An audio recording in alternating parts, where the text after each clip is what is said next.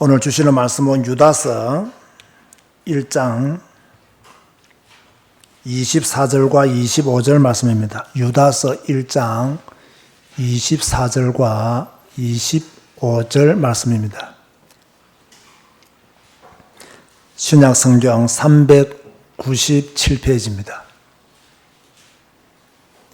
너희를 보아사 거침이 없게 하시고 너희로 그 영광 앞에 흠이 없이 기쁨으로 서게 하시리. 곧 우리 구주 홀로 하나이신 하나님께 우리 주 예수 그리스도로 말미암아 영광과 위엄과 권력과 권세가 영원 전부터 이제와 영원토록 있을지어다. 아멘. 자, 유다서는 몇 장으로 되어 있습니까? 한 장이죠. 그래서 그런지 유다서의 내용이 무엇인지 잘 모르는 성도들이 대부분입니다. 여러분은 유다서의 내용이 무엇인지 대간이라도 알고 있습니까? 알고 있으면 여러분들은 대단한 실력자들이십니다. 유다서의 저자는 누굴까요? 당연히 유다겠죠. 그런데 이 유다가 어떤 유다예요? 성경에는 유다가 많이 나오잖아요. 자, 누구의 동생이죠? 예수님의 동생 유다를 말합니다. 그죠? 예수님의 동생이라고 하면 여러분 혹시 예수님의 동생이 몇 명인지 아세요? 예수님의 동생이 몇 명일까요? 이것도 잘 모르시는 분들이 의외로 많더라고요. 자, 성경을 한번 찾아봅시다. 마가복음 6장 3절을 찾아보세요. 마가복음 6장 3절을 찾아보면 예수님의 동생이 몇 명인지 나옵니다. 이곳에 보면 이 사람이 마리아의 아들 목수가 아니냐. 참 재밌는 것은요, 요셉의 아들 목수가 아니냐 이렇게 말해야 되는데 마리아의 아들 목수가 아니냐 이렇게 말을 했어요. 사실은 요셉의 아들이라고 말해야 되는데 아마 요셉과 마리아가 결혼하기 이전에 태어난 아들이라서 마리아의 아들이라고 표현했을 것이다 라고 말하는 학자들이 있더라고요. 야고보와 요셉과 유다와 시몬의 형제가 아니냐. 자, 그러면 남동생들만 몇 명이죠? 4명이죠. 야고보, 요셉, 유다, 시몬. 그런데 누이들도 있었죠. 그죠? 누이들도 우리와 함께 여기 있지 아니하냐. 누이들이 몇 명이었을까요? 몰라요. 성경에 그 누이들의 숫자를 기록해 두지 않았더라고요. 이들이 예수를 배척했다. 그러나 일단 남동생만 4명이고 여동생들이 몇 명인지는 모르겠지만 2명이라고 하면 6명의 동생들을 둔 것이고요. 여동생이 3명이라고 하면 7명의 동생들을 둔 장남이었다. 자, 이 정도는 여러분들이 꼭 알고 계셔야 됩니다. 그런데 이 유다는 남동생들 중에서 가장 막내였다 라고 볼 수가 있죠. 자, 오늘 유다서 1장 1절에 보면요. 예수 그리스도의 종이요 야고보의 형제인 유다는 부르심을 받은 자 곧 하나님 아버지 안에서 사랑을 얻고 예수 그리스도를 위하여 지키심을 받은 자들에게 편지하노라. 야고보의 형제, 이 야고보는 누구죠? 물론 예수님의 동생인데 어떤 역할을 했던 사람이었죠. 그렇죠. 초대 예루살렘 교회의 지도자 중에 한 명이었고 예루살렘 회의의 의장으로 그렇게 우리가 알고 있습니다. 우리가 조금 전에 살펴보았던 것처럼 예수님의 동생들은 처음에는 예수님을 믿지 않았어요. 그냥 특별한 형으로, 남다른 형으로만 알고 있다가 언제부터 예수님을 그리스도로 믿었습니까? 예수님이 십자가를 지시고 부활하시고 또 마가다라방에서 성령을 체험하고 난 뒤에 우리가 아는 형이 단순한 우리의 육신의 형이 아니라 하나님이 보내신 독생자시구나. 그리스도시구나. 우리의 문제를 해결하신 그 메시아가 바로 우리의 형이었구나. 이걸 딱 발견한 거예요. 우리가 신앙생활 할 때 참 중요한 것 중에 하나가 무엇이냐면요. 사실 우리가 성경 읽기를 강조하고 성경을 많이 배워야 되지만 뭔가 예수가 그리스도라는 확실한 체험 없이 성경을 많이 읽고 성경을 많이 배우면 지식적인 그리스도인이 될 가능성이 많아요. 그래서 언젠가는 한 번은 여러분에게 무슨 시간표가 와야 되냐? 진짜 오순절에 시간표가 와야 되고 6월절에 시간표가 반드시 와야 돼요. 정말 내가 예수 그리스도로 인하여 하나님의 자녀가 되었고 구원받은 백성이 되었다라고 하는 나의 시민권은 하늘에 있다라고 하는 감사와 감격, 이런 것들이 여러분에게 넘치는 가운데 성경을 딱 봐야 이게 살아있는 말씀으로 와 닿는 거예요. 그런데 그게 없다 보니까 성경을 읽으면 어렵다, 무슨 내용인지 모르겠다, 성경 읽기 힘들다, 이런 말들을 계속 하게 되는 이유가 무엇이냐면요, 어떤 의미에서는 하나님을 제대로 만나지 못했기 때문에요. 정말 그리스도를 제대로 만나버렸다면 하나님의 말씀을 읽는 것이 즐겁고 기쁘고 행복한 순간이 되는 거죠. 어찌되었든 이 유다는 이렇게 예수님의 부활과 성령 강림과 예수님의 성천 이후에 예수님의 제자가 되어서 하나님의 일을 하는 그런 동생으로 또는 일꾼으로 쓰임 받은 거예요. 나머지 동생들에 대한 기록은 없다고 보아야 됩니다. 자, 그렇다면 이 유다서의 주 내용은 무엇이냐는 거예요.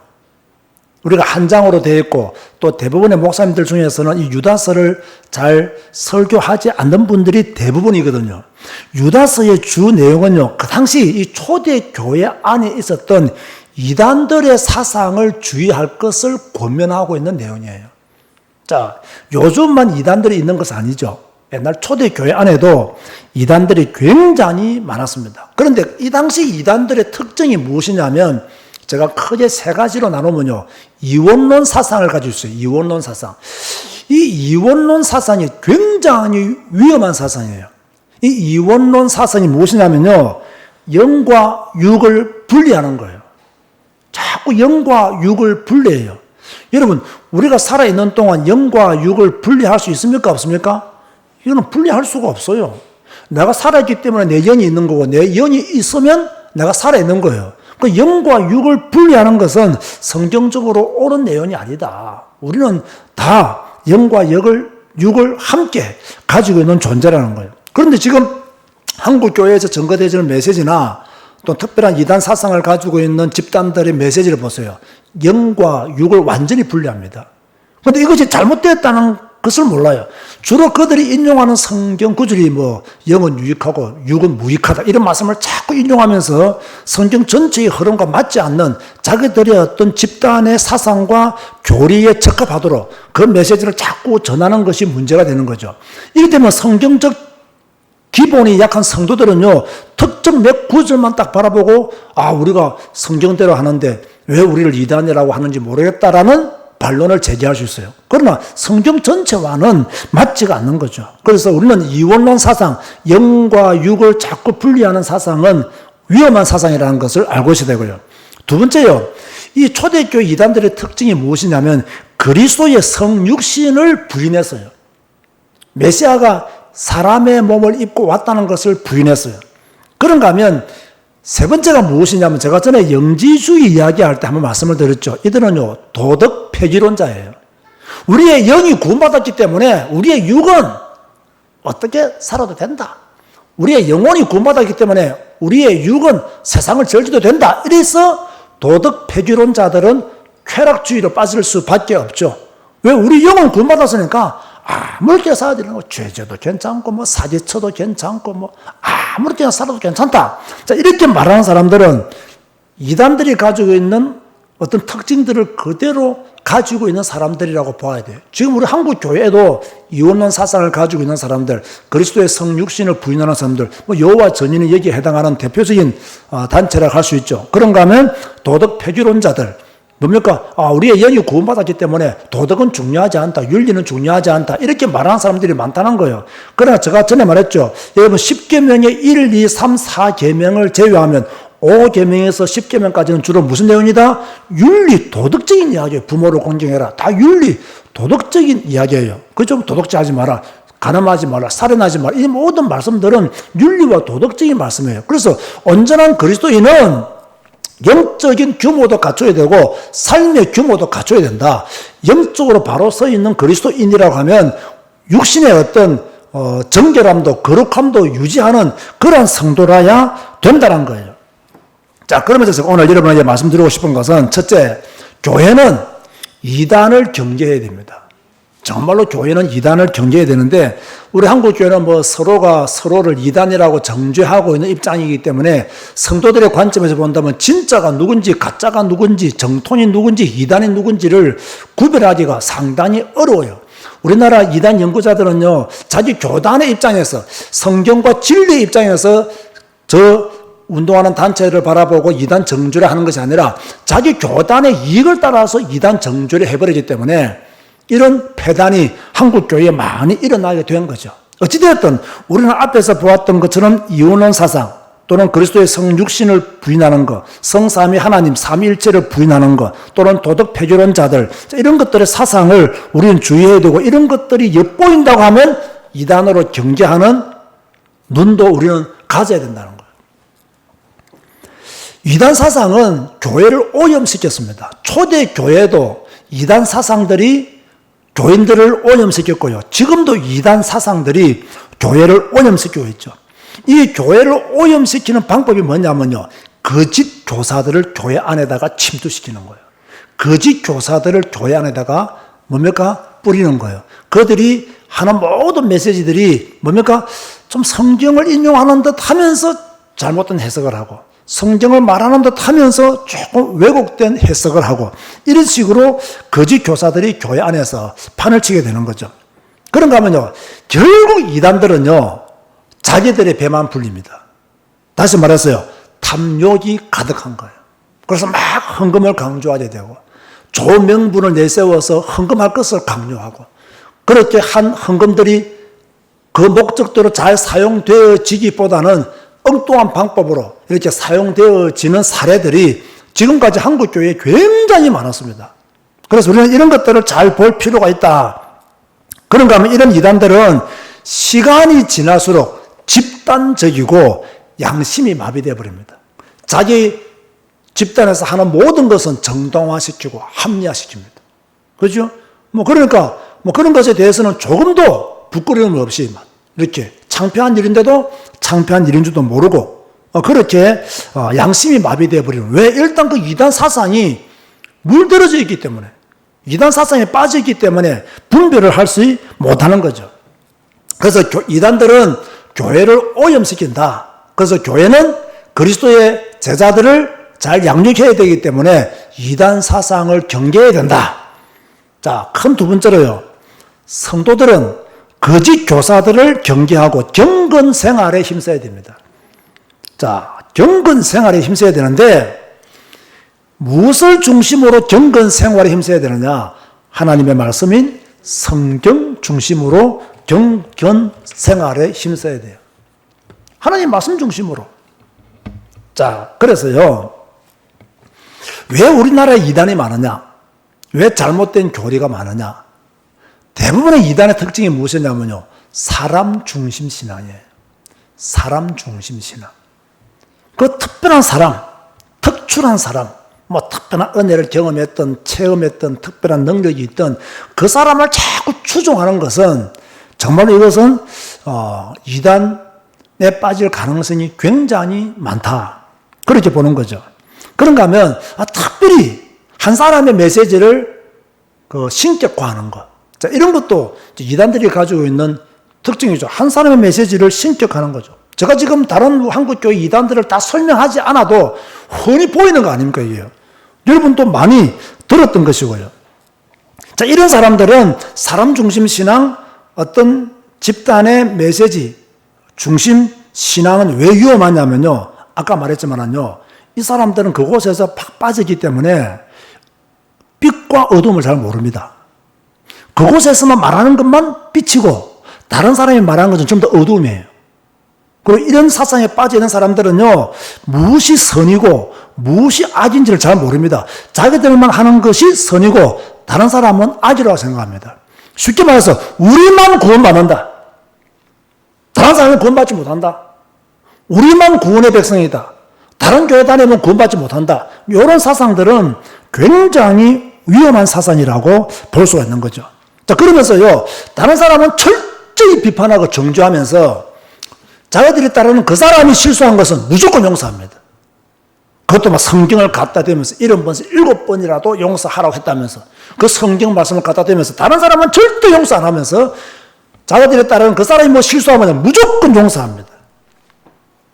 한 메시지만 계속 듣다 보니까 그리스도의 종이 아니라 메시지의 종이 되어버린 그런 상태로 살아가는 성도들이 우리나라에는 참 많이 있다.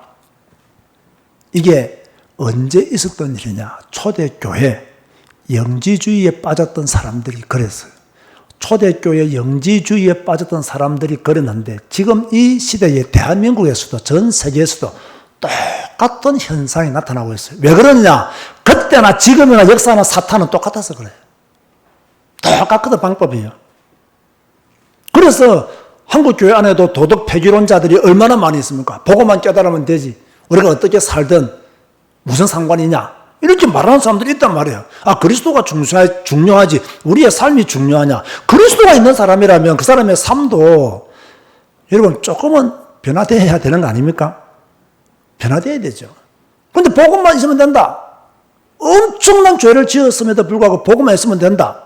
여러분, 예수님이 십자가에 못 박혔을 때 오른쪽에 있는 강도에게 무엇이라고 말씀했습니까? 오늘 너가 나와 함께 낙원에 있으리라. 이런 말씀 했잖아요. 그러면 그 사람은 그때부터 죄를 지었습니까? 안 지었습니까? 안 지었습니다. 죽었기 때문에. 그죠? 복음 다 깨닫고 죄를 짓지 않고 죽었다 이 말이에요. 제가 왜 이 말을 무식하게 하느냐 하면요. 우리는 자꾸 복음 깨달았다, 복음을 가졌다, 구원받았다, 하나님의 백성이 되었다라고 하면서 죄를 짓는 것에 대한 그 거부감이 없는 그런 상태로 빠져버리면 곤란하다는 거예요. 그러면서도 복음이면 된다, 그리스도는 모든 문제 해결하셨다 이렇게 말하는 것은 제가 볼 때는 썩 성경적이지 않은 메시지들이다. 그런 오류들을 우리가 범하면 안 된다는 거예요. 자, 우리가 음식을 골고루 먹어야 건강하죠. 성경도요, 구약도 있고 신약도 있고 이래야 돼요. 딱 한두 권 메시지만 계속 강조한다? 그거는요, 성경 전체의 흐름과 맞지 않아요. 한두 권 메시지를 강조하는 것 자체가 그 단체의 그 집단의 그 공동체의 이익을 계속 추구해 가기 위해서 그런 메시지를 하는 거죠.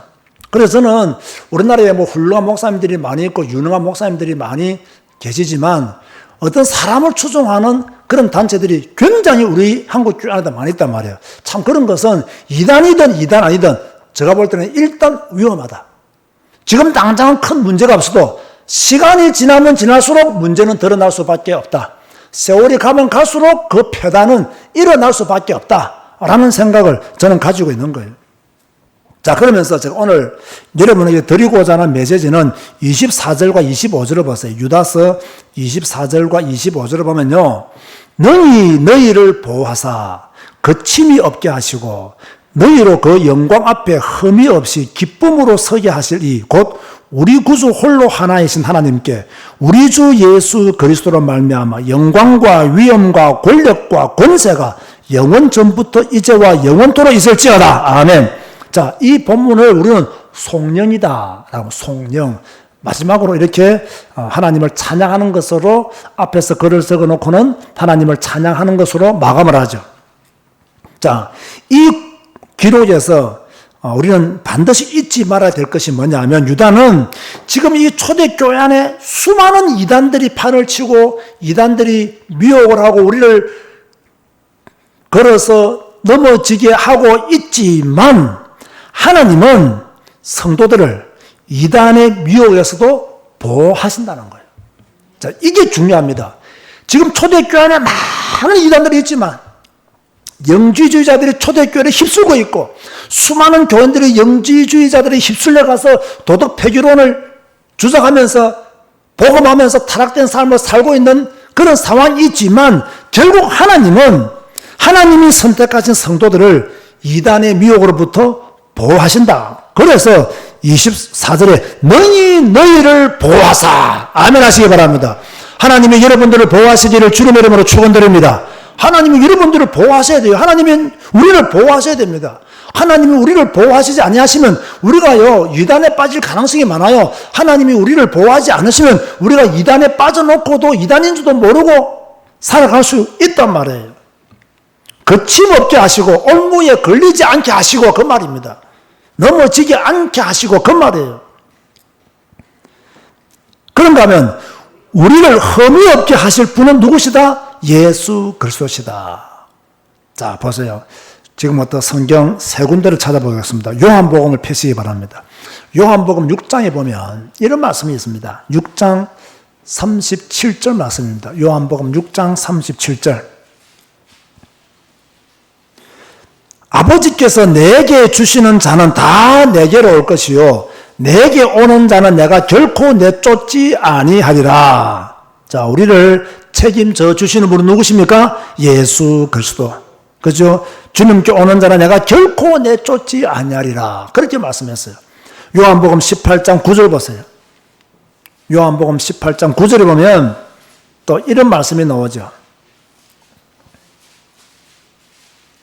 요한복음 18장 9절에 이는 아버지께서 내게 주신 자 중에서 하나도 잃지 아니하였사옵나이다 하신 말씀을 응하게 하려 함이라.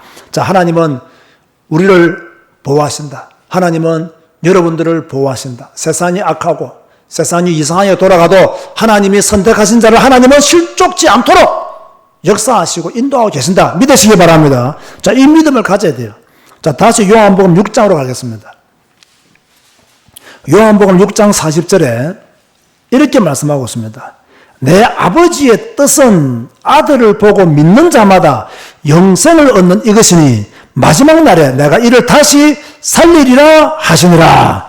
아버지의 뜻은 무엇이냐? 아들을 보고 믿는 자마다 영생을 얻는 이것이니 예수 그리스도가 우리 안에 계시고 예수 그리스도가 우리와 함께 하시고 예수 그리스도가 우리를 지키심으로 말미암아 지금 세상이 악하고 이단들이 판을 치고 있지만 지금 수많은 교인들이 가짜 목사들에게 열광하고 있는 그런 시대를 살고 있지만 하나님은 선택하신 자를 실족하지 않도록 돌보시고 지키신다. 여러분도 이런 믿음 가지시기 바라고 여러분들이 하나님의 보호를 입게 되기를 주님의 이름으로 축원드립니다. 그러면서 하나님의 영광과 위엄과 권력과 권세는 영원하시다. 하나님의 속성에 대해서 그렇게 유다는 송영을 하면서 유다서를 마치고 있습니다. 자, 결론입니다. 결론은 오늘 제목과 똑같습니다. 하나님은 택한 자를 실족시키지 않으신다. 택한 자, 남은 자, 남겨둔 자, 하나님은 그 사람을 실족시키지 않으신다. 비록 여러분 주위에 여러분을 미혹하는 여러 가지 이단 사상들이 퍼져 있다 할지라도 자, 하나님은 하나님이 택한 자를 그죠? 부르시고 하나님이 택한 자를 보호하시고 하나님이 택한 자와 함께 하시는 거예요. 저는요, 저희 아버지가 이렇게 살아 계실 때에 우리 한국교회에 대역사가 일어났던 그 사람 중에 한 명이 바로 박태선 씨입니다. 그때 막 한국교회를 휩쓸고 갔단 말이에요. 근데 그때 우리 아버지도 뭐 박태선 씨에게 은혜를 받았는지 안 받았는지는 모르겠지만 박태선 씨가 저렇게 될 줄 몰랐다는 이야기를 살아계실 때 저한테 하셨어요. 그때는 박태선 씨가 뭐 이렇게 뭐 성령 운동을 일으키고 뭐 대단한 운동을 일으켰던 것처럼 보이지만 뭐 지금 역사를 거슬러 보면 물론 그분에 대한 평가는 뭐 새롭게 이루어져야 되지만 어찌되었든 사람 중심의 신앙을 가졌던 사람들은 성경 중심의 신앙을 가지기는 상당히 어렵다라는 것이에요. 자, 그 외에도 우리나라는 자, 이런 대기가 불편할 정도로 많이 있어요. 그런데 그 사람 중심 그 단체들을 가만히 보면요. 일반인들이 볼 때에도 비정상적인 것들이 너무나 많아요. 그런데 그 사람들만 몰라요. 우리는 특별한 사람이니까. 우리는 선택된 사람이니까. 이렇게 하면서 빠져서 나오지를 않는 거예요. 이것도 굉장히 위험한 것이죠. 어찌되었든 지금 이렇게 한국 교회와 세계 교회에 이단들이 많이 있고 가짜 목사들이 판을 치고 목회를 꼭 사업하듯이 하는 그러한 이런 악한 시대에 우리는 예수 그리스도의 종으로 부름을 받았고 우리는 성경을 절대 진리로 믿고 아멘 하시기 바랍니다. 목사의 설교보다 성경의 가르침을 더 신뢰하고 아멘 하시기 바랍니다. 목사의 설교보다 성경의 가르침을 더 신뢰해야 돼요. 자, 이런 믿음의 성도들이 대한민국에 일어나야 되는 거예요. 그런데 사람 중심의 신앙, 어느 목사님 설교 잘한다, 능력이 있다, 와르르 다 몰려가는데 처음에는 모르지만 아까 말했죠. 시간이 지나면 지날수록 패단은 일어나게 되었고 그것이 가짜였음을 드러나게 되는 때가 온다는 거예요. 그래서 절대로 사람 중심 신앙, 메시지 중심 신앙은 위험하다. 위험하지만 유다의 말에 의하면 하나님은 우리를 보호하신다는 거예요. 저는 이걸 믿습니다. 우리가 만약에 잘못된 것을 깨달았지만 내가 하나님의 택함을 입은 사람이라면 하나님은 깨닫게 하시고 돌아오게 하시는 거예요. 그래서요, 옛날에 박태선 씨 그 집단에 빠졌던 사람들 중에서 많은 사람들은 낙심하고 이렇게 교회를 떠났어요. 하나님을 영원히 믿지 않았어요. 근데 그 중에 일부들은 또요, 아, 우리가 잘못 깨달았구나. 우리가 틀린 방향으로 갔구나. 이걸 알고요, 바른 방향으로 돌아와서 복음 운동하시는 분들도 있어요. 얼마나 놀랍습니까, 이제. 그러니까 하나님이 택한 자는 이단에 빠졌다 할지라도 불러내서 어떻게 한다? 보호하신다는 거예요. 깨닫게 하시고 보호하신다는 거예요. 예수 그리스도로 말미암아 흠이 없는 자로 세우신다는 거예요. 왜? 하나님의 영광은 그 권세와 권력은 영원하니까 하나님이 보호하시는데 누가 그 사람을 쓰러뜨릴 수 있겠습니까? 자, 이런 것을 본다면요, 우리가 하나님의 택함을 받은 건 너무너무 감사하죠. 우리가 하나님 말씀 안에 있는 건 너무너무 감사하고, 성경, 다른 사람은 재미없다 하지만 우리는 재미있게 읽고 있습니다. 성경 어렵다 하지만 우리는 어렵지 않게 읽고 있습니다. 성경, 다른 사람들은 뭐 복음이면 되지, 뭐 성경 안 읽어도 된다라고는 이 시대에 우리는 성경에 집중하고 있습니다. 사랑하는 성도 여러분, 하나님은 여러분을 지키실 것입니다. 하나님은 여러분들을 보호하실 것입니다. 이것은 목사의 설교가 아닙니다. 성경에 있는 유다의 축복입니다. 하나님의 보호하심이 여러분에게 항상 있으시기를, 실족하지 않는 여러분 되시기를 주님의 이름으로 축원드립니다. 주님 감사합니다. 오늘 또 예배로 영광 돌리게 하시니 감사합니다. 특별히 유다서를 통해서 이단들을 경계할 것과 또 이단 속에서 우리를 보호하시는 하나님의 은혜를 보게 하시니 진실로 감사를 드립니다. 주의 경건한 믿음의 삶을 살게 하여 주옵시고, 우리가 잘못된 복음으로 말미암아 우리의 삶이 무너지지 아니하도록 축복하여 주옵소서. 끝까지 남은 자가 되게 하여 주시고 끝까지 경건한 자가 되시도록 축복하여 주옵소서. 예수님의 이름으로 기도드리옵나이다. 아멘.